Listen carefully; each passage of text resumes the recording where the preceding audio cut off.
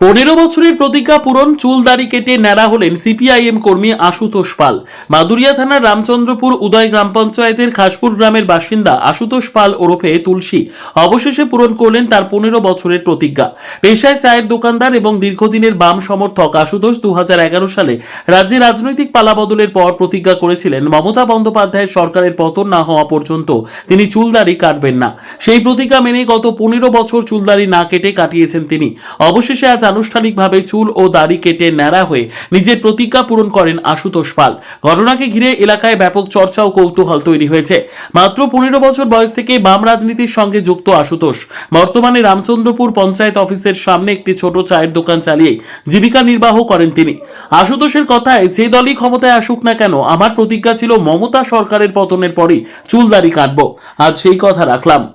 আশুতোষ পাল, রামচন্দ্রপুর বাড়ি, 209 নম্বর বুথ। ডাকে সবাই তুলসীদা তুলসীদা, তুলসী কাকা বলে। যাই হোক, আমি 15 বছর বয়স থেকে সিপিআইএম পার্টির সক্রিয় কর্মী। এখন 2011 সাল অব্দি যা ছিল আমাদের পার্টি ক্ষমতায়, ভালোই চলছিল, ভোট হচ্ছিল নির্বিঘ্নে, কোনো সন্ত্রাস ছিল না, সবাই আনন্দে ভোট দিতে আসতো। কিন্তু হঠাৎ করে মমতা ব্যানার্জি ক্ষমতায় আসার আগে বলেছিলেন বাংলায় বদল চাই, বদলা নয়। এখন বলে ভোট নিয়ে ক্ষমতায় আসার পরে দেখলাম সন্ত্রাস সৃষ্টি করেছে, বদলা করে দিয়েছে, বদল নয় বদলা। তা আমি সেইখান থেকে একটা প্রতিজ্ঞা করলাম যে এই প্রশাসন যদি এরকম নিষ্ক্রিয় থাকে আর সরকার যদি এরকম বদলা চায়, তা বাংলা অশান্তি অরাজকতার সৃষ্টি হবে।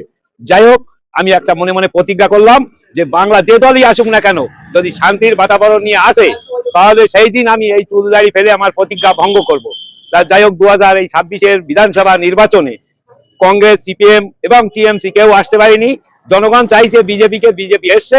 এখন আসার পরেও যে সন্ত্রাস হওয়ার কথা ছিল, বিজেপি নেতারা আর যাই করুক, রাস্তায় নেমে যে যা টুকটাক অঘটন ঘটেছে মোটামুটি থামিয়ে দিয়েছে। তাই আমি এই সরকার গঠনের পরে সিদ্ধান্ত নিলাম যে আজ রবিবার আমি আমার প্রতিজ্ঞা ভঙ্গ করব। আপনি কি অত্যাচারিত? হ্যাঁ, অত্যাচারিত বটেই। 2018 সালের নির্বাচনে এখানে আমার দোকান আছে, বাজারে চায়ের দোকান। চায়ের দোকানের সামনেই এলাকার বড় নেতা, নাম করেই বলি, বাবুর সোনা মোস্তানি গলায় গামছা দিয়ে সকানা গাড়ি নিয়ে এসে সন্ত্রাসবাদীদের নিয়ে এসে সন্ত্রাস সৃষ্টি করে গুলিগোল্লা করে ভোট লুট করে গেল এই পঞ্চায়েত বরাবর। তারপরেও এই নির্বাচনের আগে হুমকি দিয়ে গেছে 4 তারিখের পরে দেখা যাবে। এদের সেকেন্ড কমান্ড অভিষেক ব্যানার্জি, সেও পর্যন্ত মিটিনি, সব গাড়ির উপরে উঠে বর্তমানে যে বলছে 4 তারিখের পরে দেখে নেবো, 4 তারিখের পরে দেখে নেবো। কিন্তু আজ বাবা তোরা কোথায় গেলি?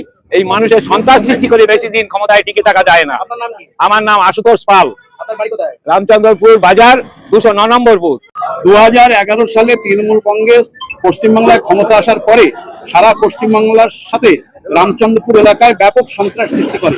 62 জন সিপিআইএম কর্মীর নামে মিথ্যা মামলা নিয়ে আসে। সেই সময় তুলসী পাল প্রতিজ্ঞা করে যে যতদিন পর্যন্ত এই সরকার পরিবর্তন না হবে ততদিন পর্যন্ত সে চুল দাড়ি কাটবে না। 2026 সালে 4 মে সরকার পরিবর্তনের পরে সে চুল দাড়ি কেটে তার প্রতিজ্ঞা ভঙ্গ করছে। যদিও বর্তমান যে সরকার এসেছে, সেই সরকার ভবিষ্যতে যে আবার ফ্যাসিস্ট শক্তি হিসেবে তারা পশ্চিমবাংলায় সন্ত্রাস করবে তা না, তার জন্য সিপিআইএম পার্টি লড়াই জারি রাখবে। বলছি, একজন এই কর্মী যে এতটা ত্যাগ, কিভাবে দেখছেন আপনি একজন পার্টি নেতৃত্ব হিসেবে? তুলসী পাল হচ্ছে আমাদের পার্টির প্রতীক। দীর্ঘদিন ছোট কাল থেকেই হচ্ছে আমাদের পার্টি সংগঠনের সাথে যুক্ত এবং লরি শ্রমিক ছিল এবং এই এলাকার লরি শ্রমিক ইউনিয়নের সে নেতৃত্ব দিত। সে হচ্ছে আমাদের পার্টির প্রতীক হিসেবে আমরা মনে করি। আপনার নাম? আমার নাম হচ্ছে শঙ্কর ঘোষ, মাদুরিয়া 2 নম্বর এরিয়া কমিটির সদস্য।